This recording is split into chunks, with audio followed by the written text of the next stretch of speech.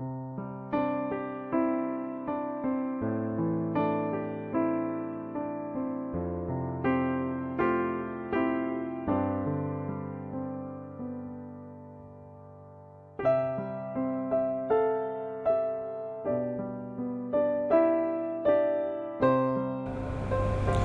sejahtera untuk sekalian warga Jemaat GPIB, Jemaat Immanuel Semarang, dan para simpatisan yang bergabung mengikuti ibadah sektor malam ini secara virtual. Kiranya ibadah kita menuntun pada iman, pengharapan, dan berkat-berkat-Nya. Selamat beribadah. Kita mengambil saat teduh sejenak.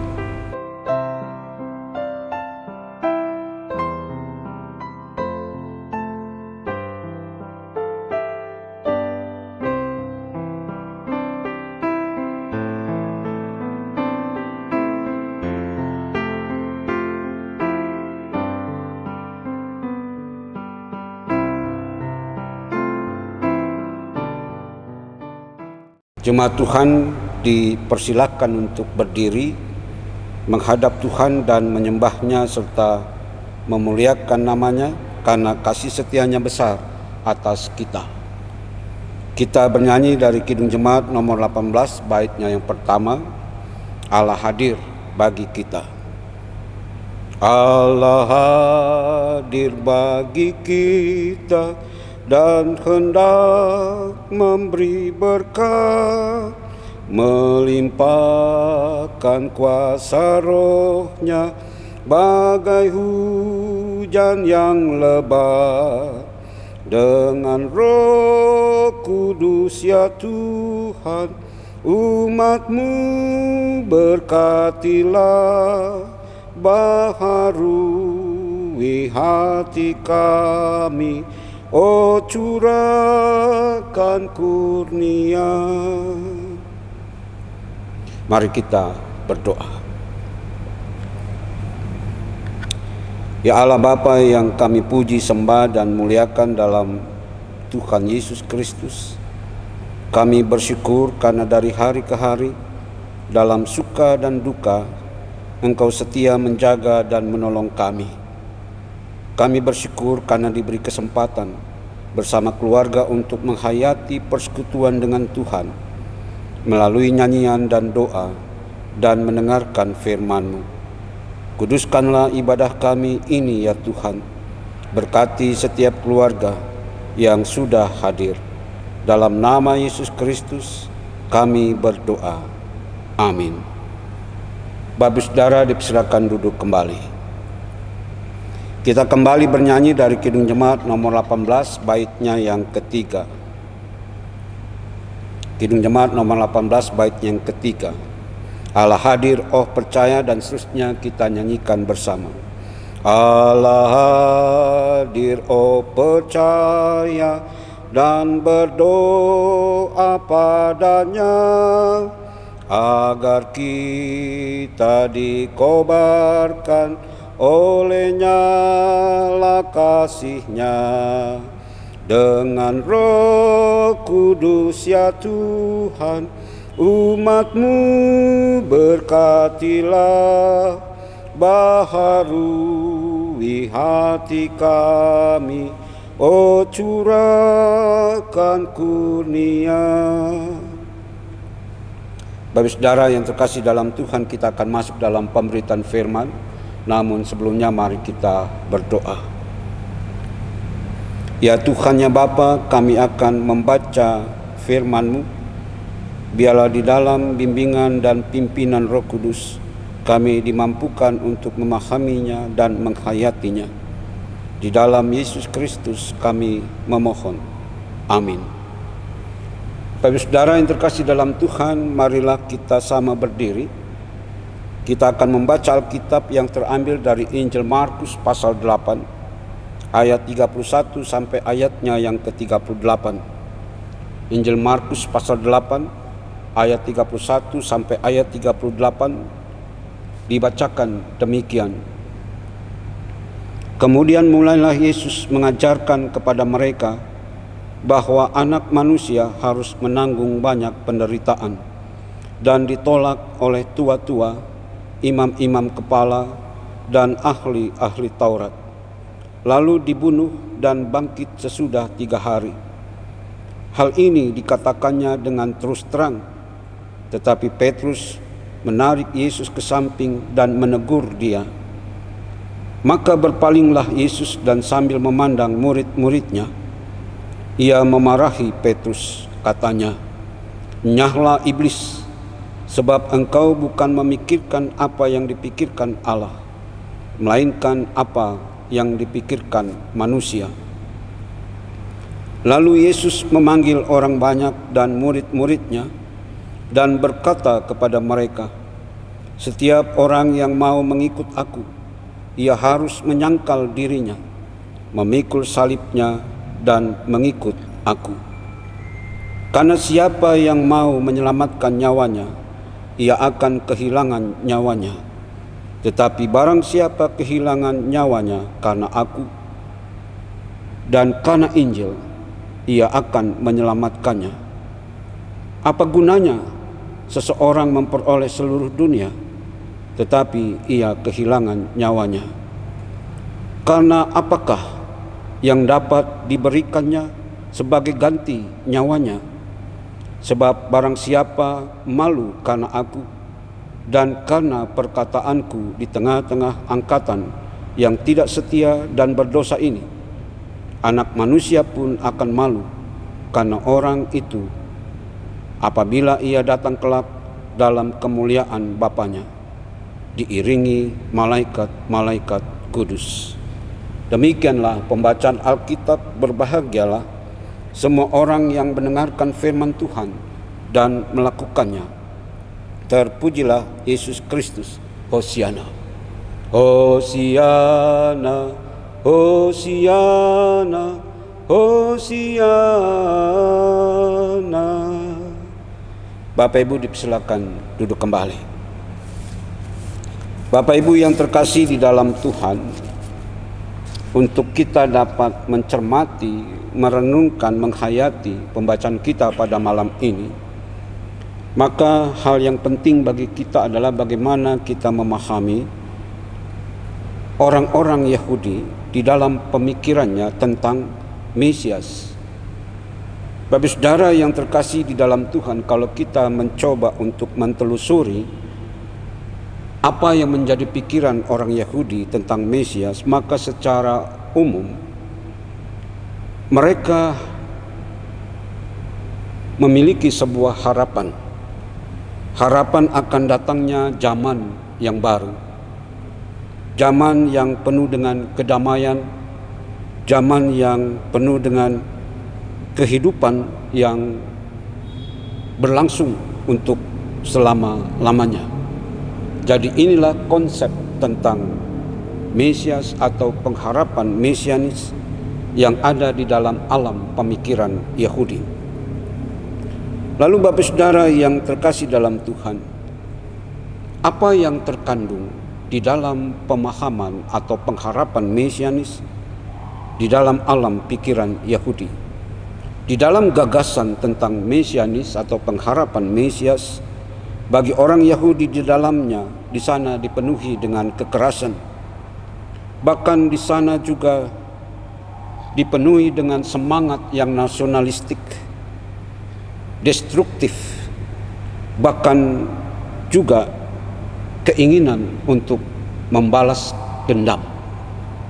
Jadi di tengah pengharapan yang tadi sudah dikatakan, itulah yang ada di dalam atau apa yang terkandung di dalam pengharapan mesianis itu. Itu sebabnya Bapak Saudara yang terkasih di dalam Tuhan, ketika Tuhan Yesus dengan bebas, dengan tanpa ada rasa takut sedikit pun, dia mengatakan bahwa Anak Manusia harus menanggung banyak penderitaan dan ditolak oleh tua-tua, imam-imam kepala dan ahli-ahli Taurat, lalu dibunuh. Bapak Saudara, Sekali lagi bahwa ketika Tuhan Yesus menyatakan ini, Dia menyatakannya dengan penuh kebebasan dan tanpa ada rasa takut sama sekali. Tetapi Bapak Saudara yang terkasih dalam Tuhan, agaknya ini mengganggu Petrus. Mengganggu Petrus dengan pernyataan Tuhan Yesus yang seperti itu. Petrus membantah pernyataan Tuhan Yesus itu. Petrus membantah yang bertujuan supaya Tuhan Yesus jangan berpikir dan berbicara seperti itu, karena hal itu dapat meredam semangat orang Yahudi, termasuk dengan murid-murid tentunya, Bapak Saudara, yang tadi dikatakan bahwa mereka merindukan adanya zaman baru yang penuh dengan kedamaian, bahkan itu berlangsung secara kekal atau selama-lamanya. Inilah yang menjadi dasar mengapa Petrus membantah pernyataan-pernyataan Tuhan Yesus itu. Lalu Bapak Saudara yang terkasih dalam Tuhan, apa sikap Tuhan Yesus terhadap bantahan Petrus? Di sana tadi dikatakan bahwa Yesus melihat murid-muridnya, bahkan kemudian Tuhan Yesus menghardik Petrus. Hardikannya ini cukup keras dan bahkan dapat digambarkan sebuah kemarahan. Kemarahan Tuhan Yesus atas bantahan Petrus. Itu sebabnya kita dapat mengerti ketika Tuhan Yesus katakan, "Enyahlah iblis," kepada Petrus. Bapak Saudara, enyahlah iblis di sini pertama-tama mau mengingatkan tentang pencobaan yang dialami oleh Tuhan Yesus di padang gurun selama 40 hari. Seperti apa yang dikatakan dalam Injil Lukas pasalnya yang keempat, dia dicobai di padang gurun. Dan di sana sekali lagi selalu dikatakan, jika engkau anak Allah, jika engkau anak Allah, jika engkau anak Allah. Iblis mencobai Tuhan Yesus agar Tuhan Yesus tidak berjalan seturut dengan apa yang diperintahkan oleh Allah. Atau iblis mencoba menggoda Tuhan Yesus agar ia memutar balik jalannya. Dan artinya memutar balik jalan itu, dia keluar dari jalan yang ditunjukkan oleh Allah kepadanya.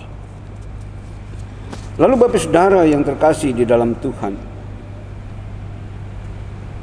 kalau kita membaca ayat yang ke-34, dikatakan di sana, setiap orang yang mau mengikut aku, ia harus menyangkal dirinya, memikul salibnya, dan mengikut aku. Jadi di sini jelas Bapak Saudara yang terkasih dalam Tuhan, bahwa ternyata ada perbedaan antara persepsi di dalam konsep mesianis bagi orang Yahudi dengan apa yang dinyatakan oleh Tuhan Yesus. Artinya di sini mau dikatakan bahwa Tuhan Yesus tidak pernah menawarkan jalan yang mudah untuk mengikut Dia. Dia juga tidak pernah menawarkan jika mengikut Dia lalu kita akan merasakan kedamaian. Bukan itu yang ditawarkan oleh Tuhan Yesus. Tetapi Tuhan Yesus menawarkan kemuliaan. Kemuliaan bagi siapa yang mengikutinya. Itu sebabnya dikatakan, siapa yang mengikut aku, ia harus memikul salibnya. Itu artinya Bapak Saudara, ketika seseorang mengambil keputusan untuk mengikut Yesus, itu berarti dia harus ada dalam keadaan yang siap. Siap untuk apa? Siap untuk memikul salibnya. Salibnya di sini sekali lagi Bapak Saudara tidak menunjuk pada salib Kristus, tetapi salib dirinya sendiri. Apa sesungguhnya yang ingin dikatakan oleh Tuhan Yesus tentang salib di sini?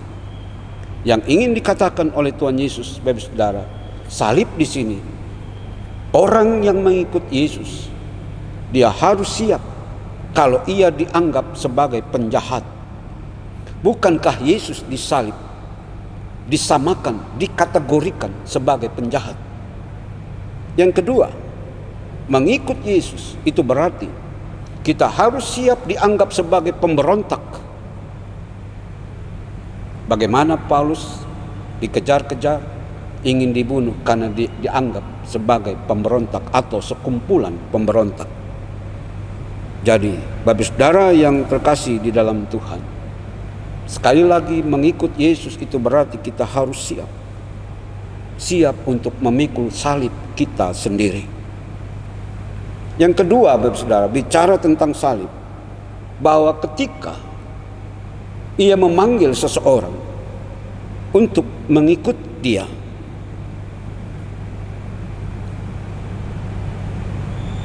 dia tidak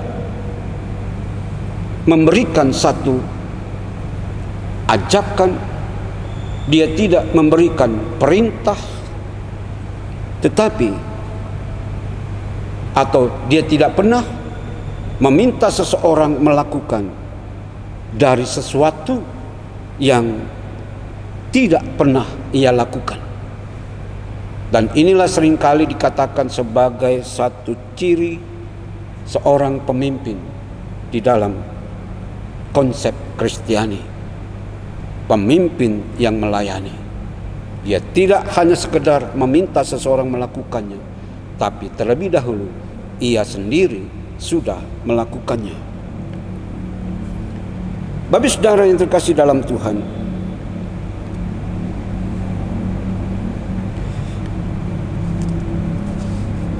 di dalam ayatnya yang ke-36 sampai ayatnya yang ke-37, sebenarnya di sana Tuhan Yesus memberikan satu tantangan kepada kita, atau juga memberikan satu pertanyaan kepada kita. Pertanyaannya adalah, apa yang menjadi nilai bagi kita? Nilai terhadap hidup dan kehidupan kita. Apa yang kita yakini? Apa yang menjadi ukuran bagi kita dalam hidup dan di dalam kehidupan kita? Baik saudara yang terkasih dalam Tuhan, hal ini menjadi sesuatu yang penting karena suatu nilai yang kita yakini, yang kita pegang secara erat, bisa saja menjadi salah. Dan kemudian ketika kita menyadari bahwa apa yang kita pegang erat ini adalah salah, tetapi kita sudah terlambat. Itu sebabnya hal ini menjadi dasar bagi kita, sekali lagi, untuk melihat kedalaman nilai-nilai yang ada di dalam pikiran kita terhadap hidup dan kehidupan kita. Misalnya saja Bapak Saudara, dalam kehidupan Bapak Saudara, apakah Bapak Saudara mau mengorbankan kehormatan demi uang? Sekali lagi Bapak Saudara, mana nilai yang Bapak Saudara pegang? Apa yang harus dikorbankan? Mengorbankan kehormatan atau uang? Bapak Saudara yang terkasih dalam Tuhan, berulang kali dikatakan bahwa hal mencari uang itu bukan sesuatu yang salah. Mencari uang itu bukan sesuatu yang dosa. Tapi jangan mencari uang kita mengorbankan kehormatan kita. Tapi tergantung, seperti pertanyaan tadi, nilai apa yang ada dalam kehidupan kita. Apakah kehormatan itu punya nilai yang baik dalam kehidupan kita ketimbang uang misalnya. Yang kedua, Bapak Saudara, apakah kita harus mengorbankan prinsip kita demi sebuah popularitas, demi nama kita disanjung, nama kita dipermuliakan, dan kita mengorbankan prinsip-prinsip hidup kita?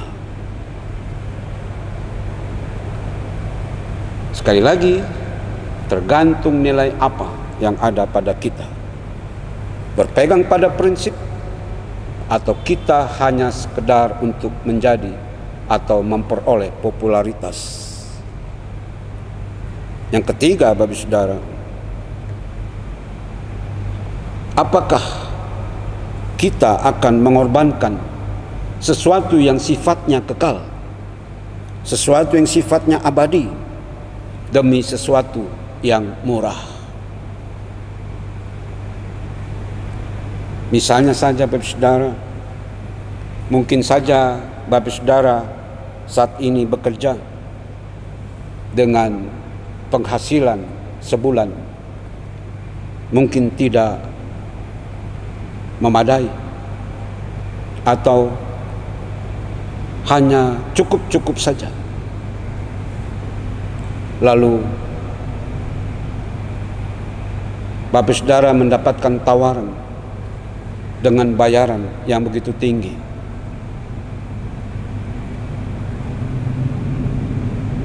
Padahal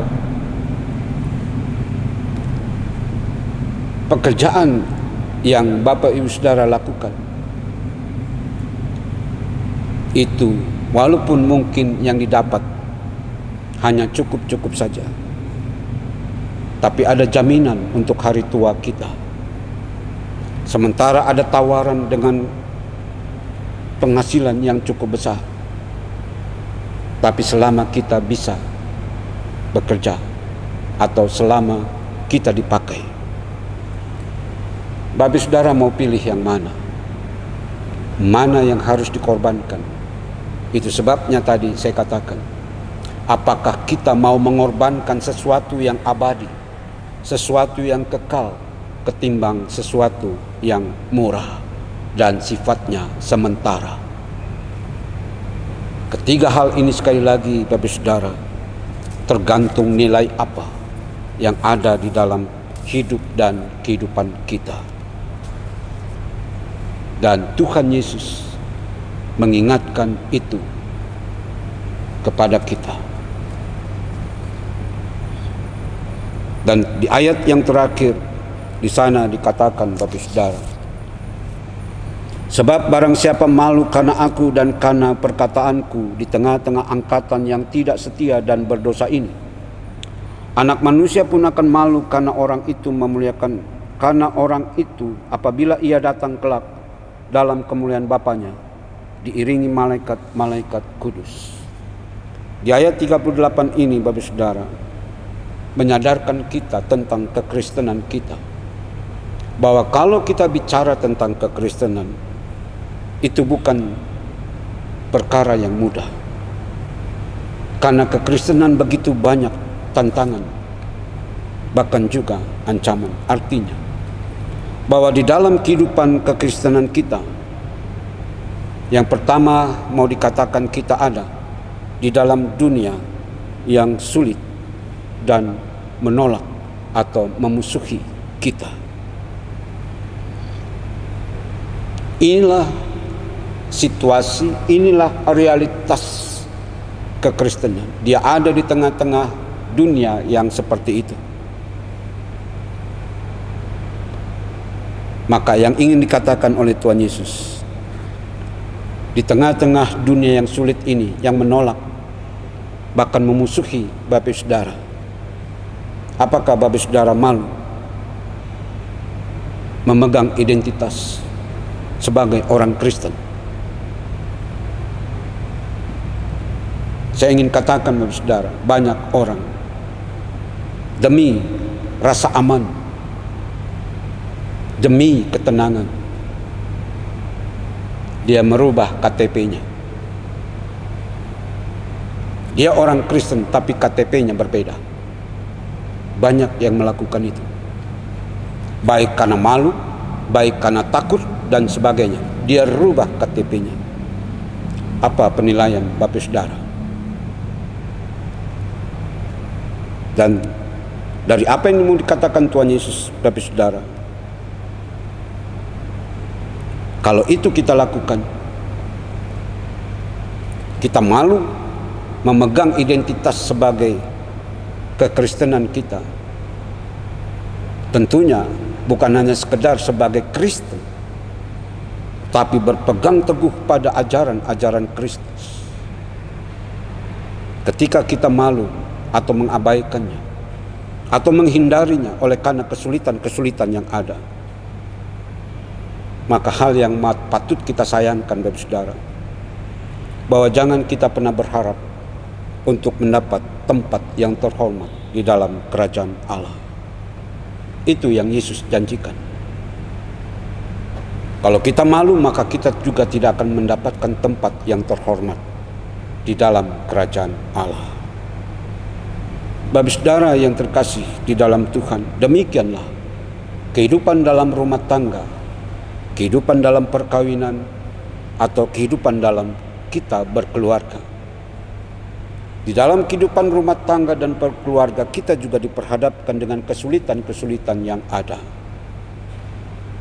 Kita diingatkan malam ini, bagaimana kita menghadapi kesulitan-kesulitan kita dalam hidup berumah tangga, dalam perkawinan kita, dalam hidup berkeluarga.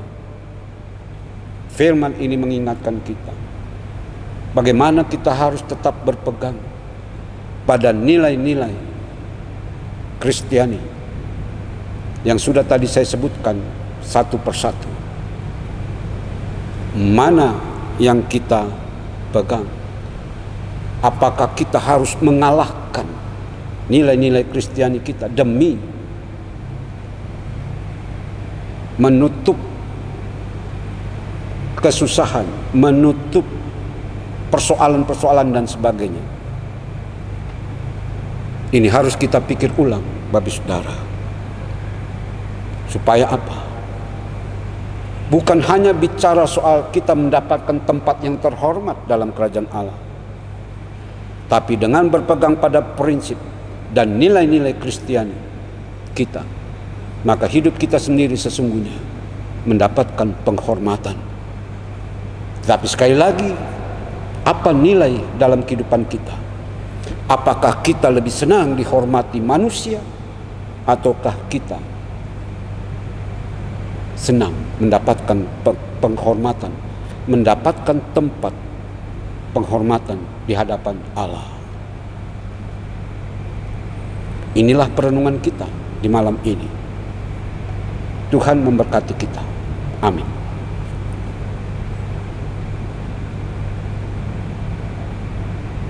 Bapak Saudara yang terkasih dalam Tuhan, kita merespon renungan kita dengan bernyanyi dari Kidung Jemaat 379,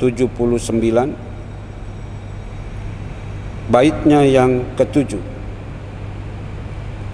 Kidung Jemaat 379, baitnya yang ke-7. Tetaplah kau di jalan Tuhan, dan seterusnya kita nyanyikan bersama. Tetaplah kau di jalan Tuhan, setia dalam tugasmu, dengan berkat yang tak berkurang, dibaruinya hidupmu, yang kepadanya berserah tak ditinggalkan olehnya. Bapak Saudara, mari kita naikkan syafaat kita. Mari kita berdoa. Ya Tuhan, ya Bapa, kami bersyukur atas pencerahan yang kami terima pada malam ini melalui firman yang sudah dibacakan dan kami renungkan bersama.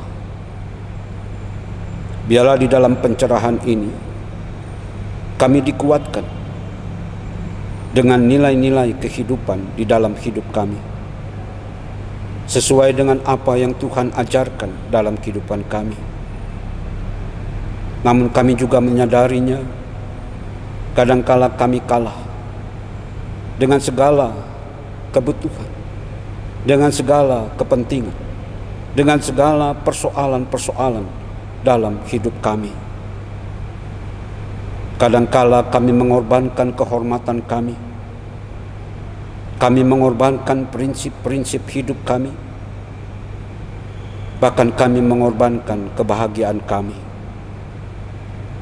Untuk itu ya Tuhan, ya Bapa, biarlah firman-Mu pada malam ini sungguh menjadi sebuah kekuatan yang baru untuk kami terus menjalankan hidup dan kehidupan yang Kau anugerahkan. Ya Tuhan, ya Bapa, di dalam kesempatan syafaat ini kami mau berdoa bagi warga Jemaat Immanuel Semarang khususnya, oleh karena sakit penyakit yang diderita. Mereka harus dirawat di rumah sakit, bahkan di dalam pemulihan di rumah masing-masing. Kiranya ya Tuhan, ya Bapa, Engkau berkenan melawat mereka, agar mereka juga tidak mengorbankan nilai-nilai apa yang Kau ajarkan, ketimbang hanya untuk memperoleh kesembuhan, ketimbang untuk keluar dari persoalan-persoalan yang ada. Tapi kami bersama-sama menyerahkan mereka di dalam cinta kasih Tuhan, supaya mereka kuat menghadapi situasi hidupnya masing-masing. Kami juga berdoa bagi keluarga Bapak Darmanto yang saat ini sedang ada di dalam duka. Biarlah kiranya Tuhan juga memberikan penghiburan dan kekuatan setelah almarhum Bapak Darmanto telah dimakamkan di sore hari ini. Kiranya ya Tuhan, ya Bapa, mereka terus mendapatkan penghiburan karena kuasa yang Kau miliki, kuasa yang menghidupkan, kuasa yang membangkitkan. Ya Tuhan, ya Bapa, kami juga ingin menyerahkan setiap kehidupan rumah tangga dan keluarga kami dengan segala pergumulan dan tantangan hidup yang harus kami hadapi dan kami jalani. Biarlah kiranya firman ini menguatkan kami untuk menghadapinya dengan pengharapan-pengharapan yang benar terhadap Engkau ya Tuhan. Untuk itu ya Tuhan, ya Bapa, seutuhnya kami menyerahkan setiap kehidupan rumah tangga, perkawinan, bahkan keluarga kami masing-masing di dalam pemeliharaan Tuhan, di dalam penyertaan Tuhan, sehingga di tengah-tengah kehidupan yang sulit yang kami hadapi, kami terus ada di dalam sukacita, ada di dalam damai sejahtera, karena Tuhan yang menguatkan kami. Demikian Tuhan Bapa, kami berdoa untuk Jemaat Immanuel Semarang di dalam keberadaannya, di dalam tumbuh kembangnya, bahkan di dalam program kerja, khususnya kegiatan-kegiatan yang dirancang dalam sepekan ke depan. Biarlah kiranya semua itu dapat terlaksana, semuanya dapat terselesaikan dengan baik dan penuh tanggung jawab. Untuk itu Tuhan Bapa, kami juga menyerahkan keutuhan persekutuan Jemaat Immanuel Semarang ini di dalam cinta kasih Tuhan, sehingga kami sebagai persekutuan di Jemaat Immanuel Semarang ini, kami mampu bersama-sama, kami mampu bergandengan tangan untuk memberikan pertumbuhan bagi Jemaat Immanuel Semarang ini, secara khusus bertumbuh di dalam iman, bahkan juga di dalam tata kelola pelayanan Jemaat Immanuel Semarang ini. Ya Tuhan, ya Bapa, inilah doa kami di malam ini. Biarlah kiranya Engkau menyempurnakannya, karena doa ini kami alaskan di dalam nama Yesus Kristus yang telah mengajar kami berdoa. Bapa kami yang di surga, dikuduskanlah namamu, datanglah kerajaan, jadilah kehendak-Mu di bumi seperti di surga. Berikanlah kami pada hari ini makanan kami secukupnya, dan ampunilah kami akan kesalahan kami, seperti kami juga mengampuni orang yang bersalah pada kami. Dan janganlah membawa kami ke dalam pencobaan, tetapi lepaskanlah kami daripada yang jahat. Karena Engkaulah yang empunya kerajaan dan kuasa dan kemuliaan sampai selama-lamanya. Amin.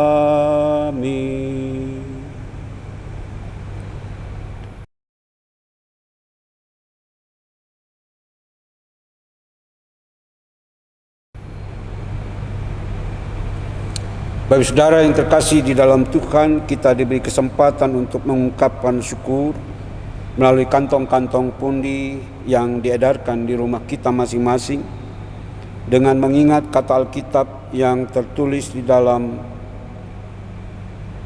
Kitab 1 Tawarik, pasal 16 ayatnya yang ke-29. Kitab 1 Tawarik pasal 16 ayatnya yang ke-29. Di sana dikatakan, berilah kepada Tuhan kemuliaan namanya, bawalah persembahan dan masuklah menghadap Dia, sujudlah menyembah kepada Tuhan dengan berhiaskan kekudusan. Sambil pundi-pundi diedarkan, kita bernyanyi dari Kidung Jemaat 287B, Kidung Jemaat 287B, baitnya yang kedua. Kidung Jemaat 287B, baitnya yang kedua, yang Maha Mulia memberikan sukacita, dan seterusnya kita nyanyikan. Yang Maha Mulia memberikan sukacita, damai sejahtera di dalam hidup kita. Kasih-Nya tak terperi, mengasuh anak-Nya, tolongan-Nya besar seluas dunia. Bapak saudara diundang untuk berdiri. Mari kita bawa persembahan kita di dalam doa. Mari kita berdoa. Ya Allah Maha Murah, terimalah dan kuduskanlah persembahan kami ini bagi-Mu, sehingga berguna untuk pekerjaan memuliakan nama-Mu di dunia. Kepadamu ya sumber hidup, kami berdoa. Amin.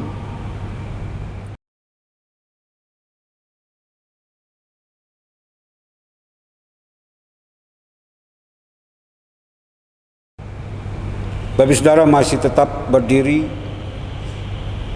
maka lanjutkan kehidupanmu dan teruslah bertumbuh ke arah Dia yang menyempurnakan hidupmu.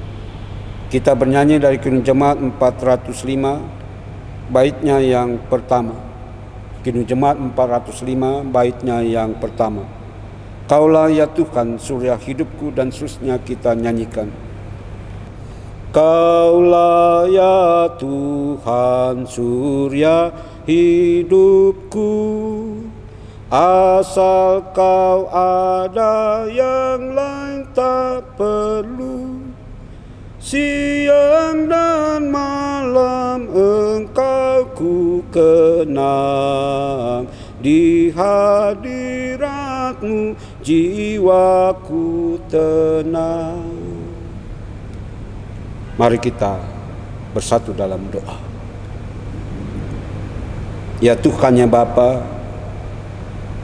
terimalah setiap pujian dan doa kami. Biarlah seluruh ibadah kami berkenan di hati-Mu. Dan ketika kami keluar dari ibadah ini, berkenanlah Engkau terus menyertai kami, menerangi hati kami, supaya apa yang kami lakukan dan kami perbuat hanya seturut dengan firman-Mu. Biarlah kasih karunia dan damai sejahtera yang daripada-Mu ya Tuhan, di dalam nama Yesus Kristus, di dalam persekutuan Roh Kudus, kiranya terus menyertai kami dari sekarang kekal selama-lamanya. Amin. Amin. Amin.